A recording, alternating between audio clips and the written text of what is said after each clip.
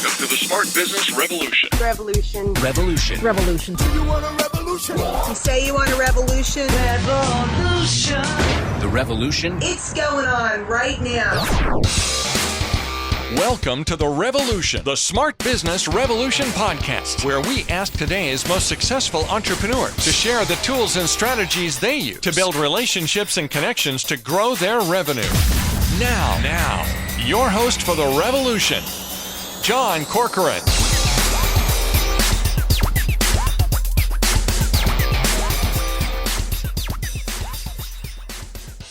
All right, welcome everyone. John Corcoran here, the host of the Smart Business Revolution podcast, where I get to talk with all kinds of smart CEOs, founders, and entrepreneurs of companies and organizations like YPO, EO, Activation Blizzard, LendingTree, OpenTable, Axe Software, and many more. I'm also the co-founder of Rise 25, where we help to connect B2B business owners to their ideal prospects, connections, and referral partners. And I'm excited because my guest today is Nick Araco Jr., and he has a track record as a multi-talented growth strategy, sales, marketing, finance, HR, operations, and enterprise leader. He's also the co-founder, chairman, and CEO of a company called Achieve Next, which provides specialized human capital performance solutions. And he also is a developer of the Alliance peer advisory networks, including CFO Alliance and CHRO Alliance. So what that means essentially is he has a company that helps CFOs and CHROs to connect with one another. I'm sure he'll give us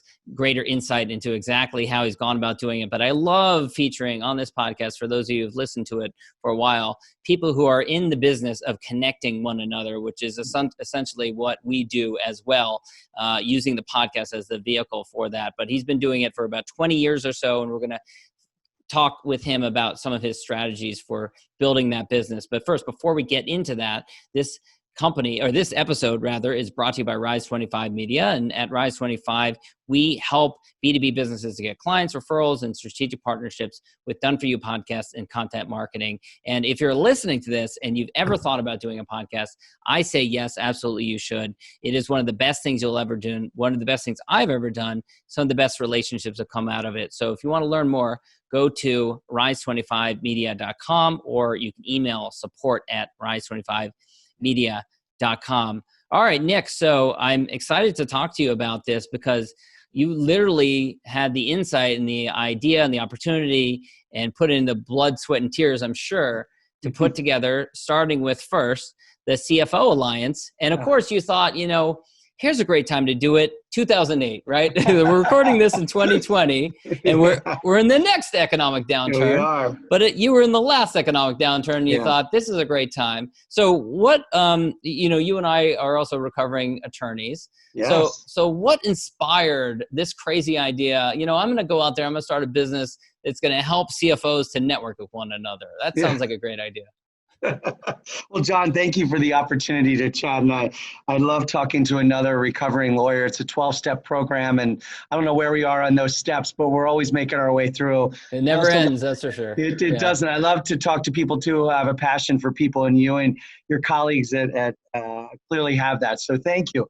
Yes, so if I had a crystal ball in the spring of 2008, if you go back to spring, we were all still focused on riding the wave of prosperity. And at that time, I had a revelation, by the way. At that time, I realized that I could be mildly successful delivering services or wildly successful in connecting people together.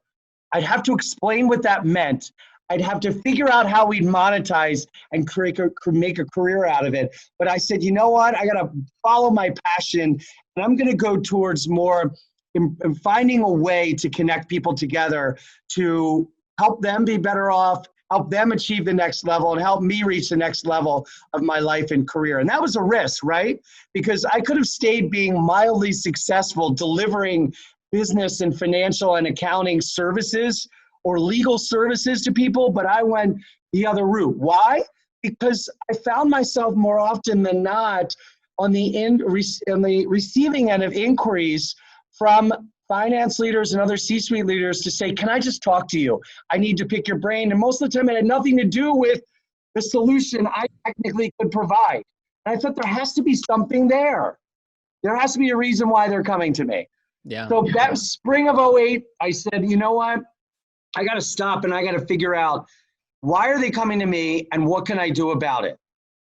I didn't know that in the fall of '08, it'd become what we created would become I call it the therapy group for CFOs for the next 5 years. Yeah. And But it was maybe pretty, that was a scary time, that fall of 2008. Yeah. Very. And I'm sure you're thinking, crap, what did I do? I was, but I'll also tell you at the same time, John, it gave me a sense of validation. I'll tell you what gave me a sense of validation.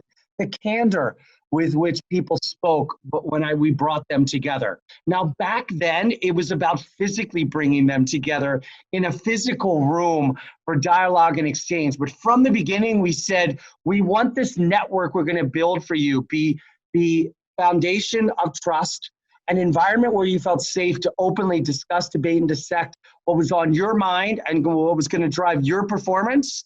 But we knew at all times, in order for it to scale, in order for it to become a place where they could connect based upon interest in issue and industry, we had to move beyond market, move beyond the physical. So we always, from the beginning, said this network's going to become something much more efficient and effective than a physical gathering place.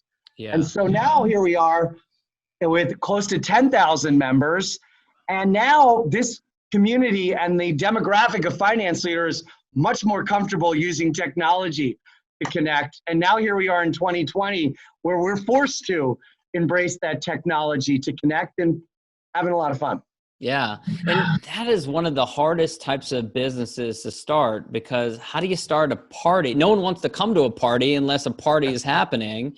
And so like just getting it off the ground is incredibly hard. And you just did it again, by the way, which we'll get to with the CHRO Alliance as well. So you're doing it again. So give us some insight into how you get something like that off the ground. Well, there are two critical components to that. Number one, I advise any entrepreneur, don't play the game of build it and they'll come. Do not fool yourself.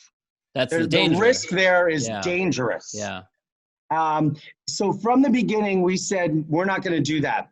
We're going to build it with. So I actually identified 7 finance leaders with diverse backgrounds, both personally and professionally, who were all in the seat of the CFO, whose only connection was that these were people coming to me with problems and seeking support or solutions. I brought them together physically. I introduced them to each other, and I treated them like a focus group. Gave them a little bit of food and alcohol to break the kind of comfort level down. But I asked them some very pointed questions. Why do you come to me? And they said, more often than not, you connect us to a qualified peer to challenge or validate the confidence in our decision-making. And there's no greater source of confidence building or competency building than to talk to a peer. And my second question was, well, doesn't anybody do that for you consistently in an efficient and effective way? And they said, no. And my third question, I said, if we build that together, will you build it with me? And will you come along for a ride? And will you invite others to be a part of it? Will you become part of the DNA or fabric? And so I've had this mantra of build it with, not build it for. And second, you need 3 critical components if you're going to build it with them. Use these ears more than anything. Use the heart and the mind, and then the mouth. No one else provides them a place where they're the athletes, not the spectators, where they're the winners, not the watchers. Give them a place where they can have a voice and speak with, not be spoken to. And once you hear that, make it educating, make it engaging. And because we focused on first with the CFO Alliance, finance leaders from middle market and emerging enterprises, don't assume they have the horsepower to implement what they've learned. Hold them accountable by saying, hey, we can also provide you some help. So there's where our business strategy took shape and hold. Let's educate and engage through the networks, and let's find and bring to them solutions they can use. That's an interesting one. I was going to ask you about that because you've got a fairly large team of people that are working with you now, some of whom are in business development or in marketing. So how do you there are some networks for different markets where it's just a network. It's that we're just going to bring you together. You're going to connect with one another. But it seems like what you're saying is that you also help with the implementation. So how do you draw the line? How do you determine how much we're going to do for you without becoming a full-fledged agency or without the membership kind of taking all of your team's time in a way that you're not compensated? Well, I think, thank you for asking that. I think it also goes back to the fact that you have to have those ears of yours open, which means you need to be prompting them with the right questions consistently. So when it came to determining what they needed help with, they told us what they needed help with through consistent benchmarking, through surveys, through other tools and assessments. If we could help them identify areas of need and or measurable impact to top line, bottom line, and shareholder value.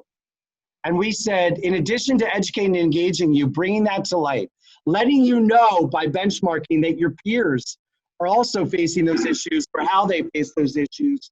We also said, listen, we can also provide you with some solutions and support. It's a fine line, right? Of saying, hey, listen, now that you know, at minimum, we can create some accountability that you will take action upon it. And if you need help taking that action, we're here, right? So, it's an interesting model of both benchmarking, best practice sharing, and then solutions. Now, did you start it in Philadelphia?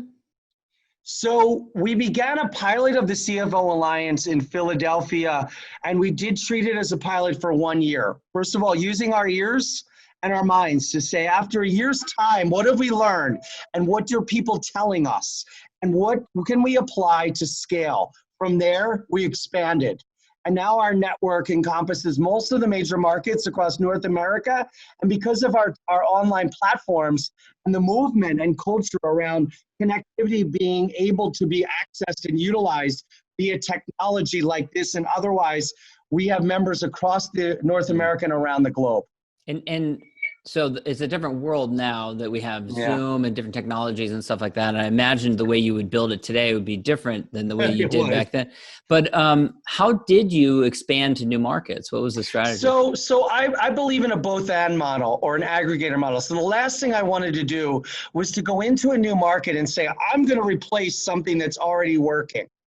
Instead, we did our diligence. We had put a lead team in place to say, if we're going to go into a new market, what other networks exist? What other industry partners, academic partners, organic or market-based networking groups where education and engagement where the focus exists? And we reached out to them and said, how about we create a both and equation? We will take all that you do well and we'll come into your market and do one thing well that complements what you do well. And that is, we're going to create the place where dialogue and discussion are the center of the reason why we'll bring them together. And what we found were that other groups, other traditional associations or peer groups or media companies or educators who were bringing them together for other reasons said, you know what, that's a really nice compliment. It's a really nice compliment to have you come in and do just that, because we said, we will highlight what you do. So part of it is we took this model of both and, not either or. And look, not everybody embraced it. Some probably still viewed us as competition, but we can't please everyone. Majority said, we like this. And we have strong relationships today with media companies like Cranes and American City Business Journals, with academic partners, at the business schools, 20 different business schools across North America, and from other associations and groups like the AICPA and FEI and others who we say, listen, we love what you do, but we're going to do something very unique. Yeah. And so you mentioned, dialogue and discussion, encouraging those sorts of things. How did you go about doing that? Because I think a lot of times when people hear about a network or they hear about a community, they think, okay, it's going to be a networking event. I'm going to be in a room just with drinks. How do you avoid that type of scenario, and how do you make it different, and how do you actually, what are the strategies that you used in order to encourage that dialogue? I'll be candid with you, John. One of the things that interested me so much to talk to you is that I learned from people like you. I wanted people to be excited by and stimulated by questions. Now it should be questions coming from people that are qualified to understand what, in this case of CFO Alliance, what finance leaders and CFOs do. But if I could create a framework, a template where that would stimulate dialogue and capture and catalog that dialogue and the best practices and the resources that were mentioned and the content created, and share it with a broader group, it would make it unique. It would make it extremely valuable, and it would make it different from what else is out there. So we've never done a podium. We've never done a panel. We've never done a speak at. It's always been a facilitated dialogue. And by the way, the knock on finance leaders, which I don't think is true in 2020, but back when we began this, was that we're picking a group that's not the most social by nature, that's not one to typically want to articulate and or openly discuss, debate, and dissect something. And we said, no, this is meant for you. If that is your greatest source of competency building and competence building, this network is right for you. And that doesn't mean we force them outside the norm, but we certainly like to press them outside their comfort zone of both understanding as well as communication. There's where the company really took shape, because when we started asking the finance leaders, why do you keep asking for more? Why do you embrace this network? What they've said is that, yes, everything we talk about is driven by enterprise performance. So we don't talk about things like that are esoteric, the office of the CFO. We say if we can't measure it, we don't want to talk about it. And if that measurement doesn't somehow tie to enterprise top line, bottom line, and shareholder value performance, we're not going to talk about it. But what they also said was, more inherently, you're helping me achieve the next level. You're helping my enterprise achieve the next level through this type of focused, vetted dialogue and exchange. So that's an interesting distinction.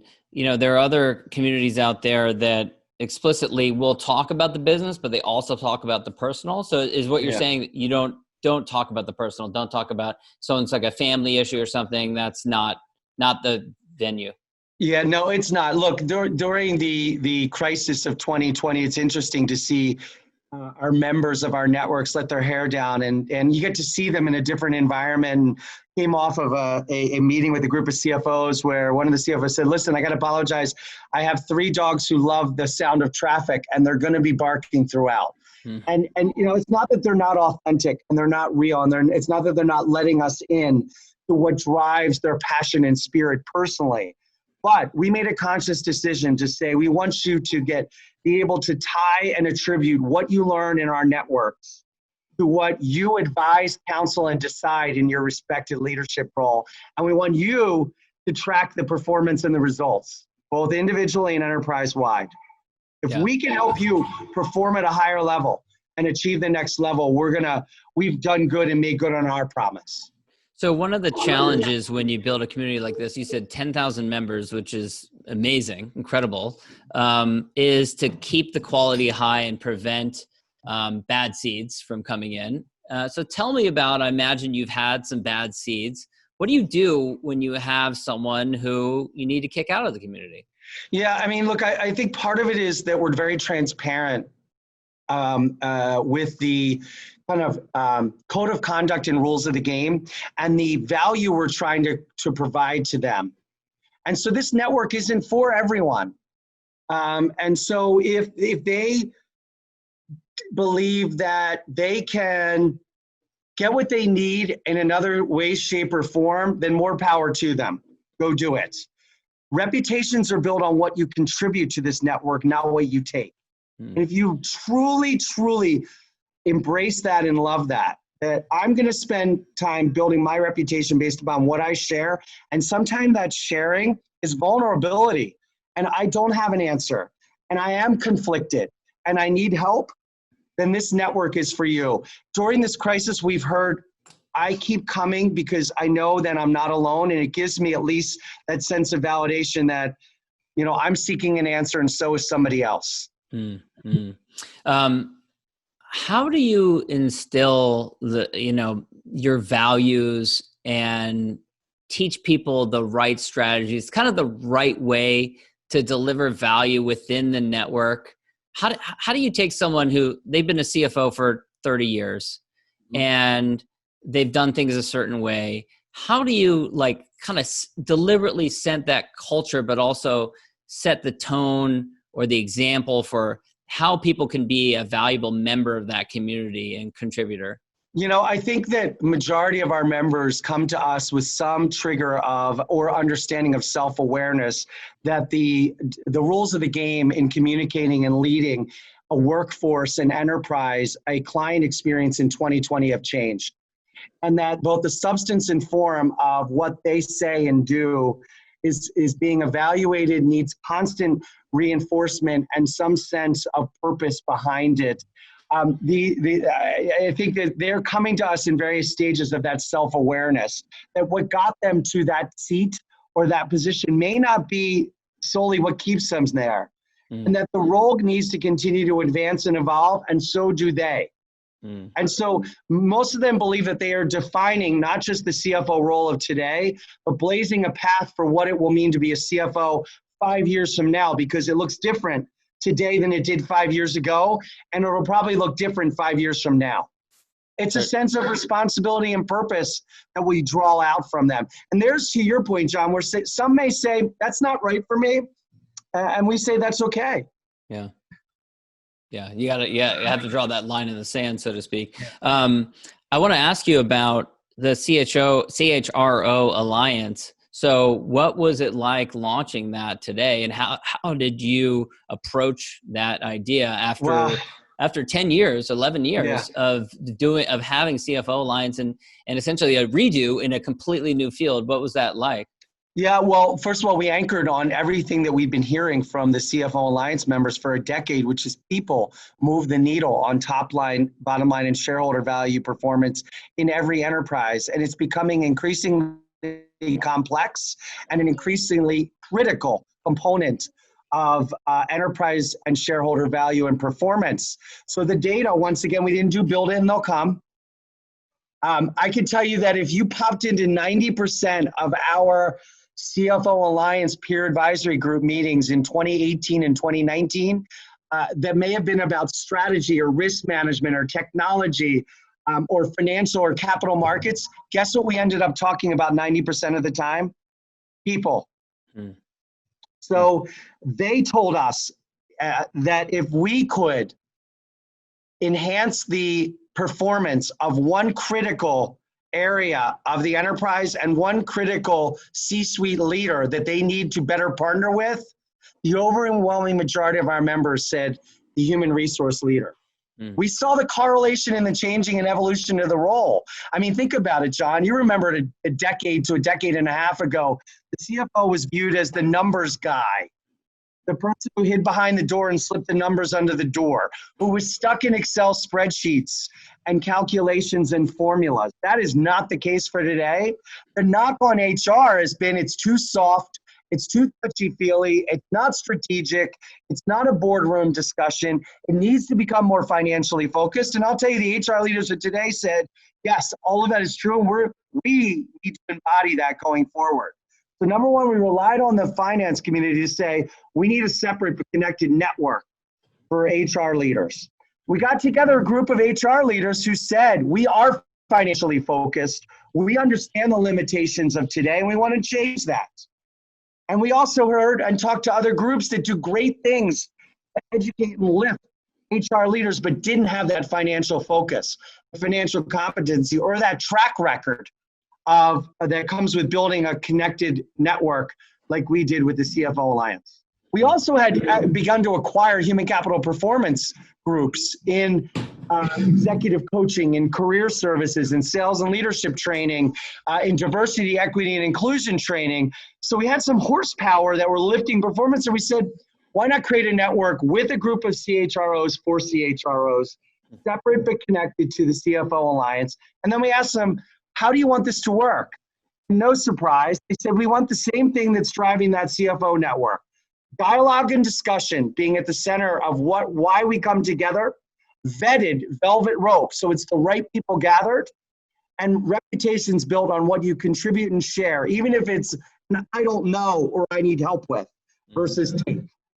And is it completely without regard to geography now that we're kind of in this virtual world? It is. It is. Now we said, let's go after middle market and emerging human capital performance leaders. So the chief people officer in a 100 employee, fast growing tech company is of great interest to us. So is the CHRO of a 2,000 employee mid-market enterprise with a family leadership team behind it. Both have definitive needs and both have the same challenges that come with the fact that they're defining and driving the performance of those enterprises' greatest asset, which is their people. Yeah. And they're not surrounded by all of the resources that come with being in a global 2,000 enterprise. How do you deal with the challenge where, a lot of times you hear this from when people get into a network or a community or something like that, and everyone wants to be with someone else who's just a little bit further ahead of they are, right? But and I think this is fascinating. It's mathematically impossible for everyone to be in that type of situation. Like the fact is that, someone in the room is going to have the most revenue or the most number of employees or whatever.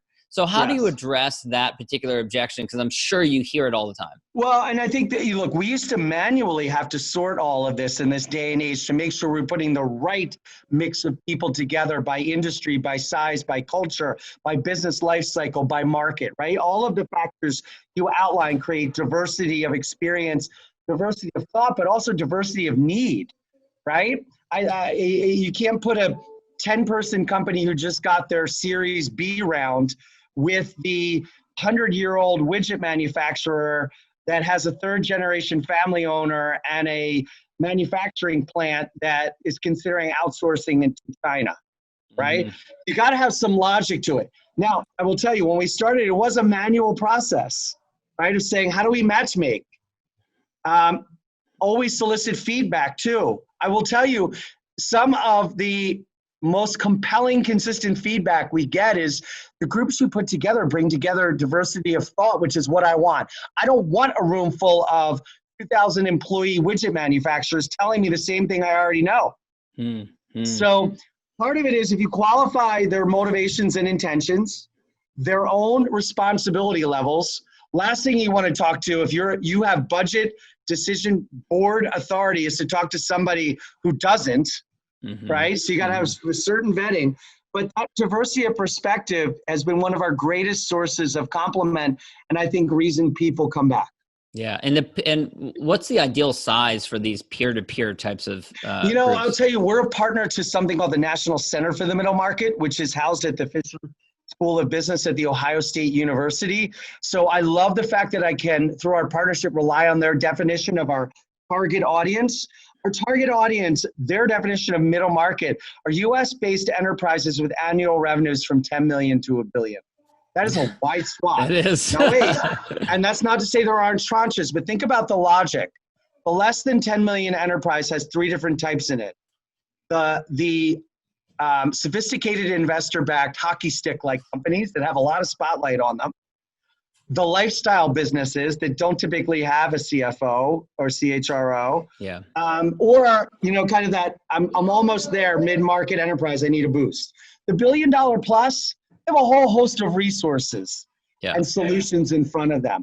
So yes, that has a wide swath, but that's our core focus that we've targeted and we go after. And now when you bring people together in a group, like a peer-to-peer type of group, how many people how many actual people in the room is ideal for maximum, comfort and also shareability and engagement?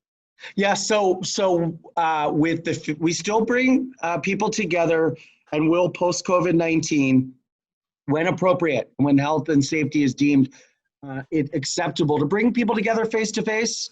But when we do, we break them into groups of 8 at a time. But what we do then— Why 8? Why 8? Why 8? I'm going to be candid. 5 is too small and 10 is too much. Okay. That really is to the logic. I want that diversity of thought. I want that debate, and I want that tension that naturally comes with a group dynamic. What's interesting, though, is in a physical setting, I just did a virtual group meeting prior to our call. We had 64 finance leaders dial in, and then we broke them into 8 groups of 8 into breakout rooms, virtual breakout rooms, and we brought them back to share highlights with the entire group of 64 about what they talked about. We do the same thing physically in rooms. We'll start in one big room for networking and coffee or some interaction, some social, and then we break them into groups, and then they share with the group at large what they talked about in their private groups. Yeah, interesting. Well, this has been great, Nick. I want to wrap things up with the question I always ask, which is, let's pretend we're at an awards banquet, much like the Oscars or the Emmys, and you're receiving an award for lifetime achievement for everything that you've done up until this point. And what we all want to know is, who do you thank, in addition to family and friends, of course? Who are the mentors, who are the peers, business partners, who would you acknowledge? I have to tell you, and I can name names, but I want to tell you the one common trait in the names I'll mention is that they, personality-wise, are 180s of me, which is my suggestion is surround yourself with people whose strengths complement your weaknesses. So the people that have helped me are mentors, someone like Mike Dubin, who was my boss at RSM and was a board for RSM and a respected leader in the accounting, tax, and consulting world and in the mid-market space. My mouth and mind work fast, if you can't tell that.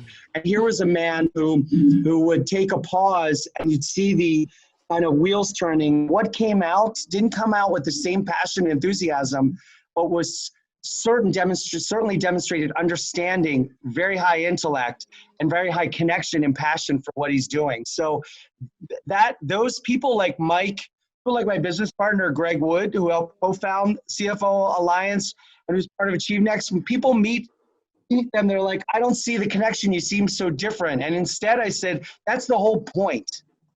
We have a passion for this, but we're different.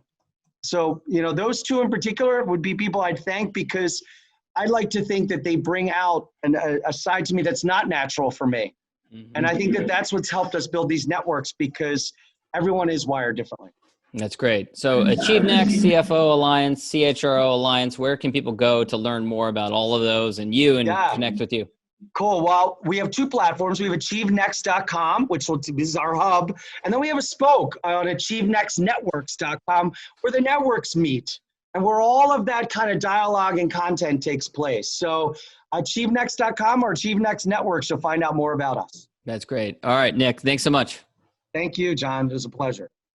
Thank you for listening to the Smart Business Revolution podcast with John Corcoran. Find out more at smartbusinessrevolution.com. And while you're there, sign up for our email list and join the revolution. Revolution. And be listening for the next episode of the Smart Business Revolution podcast.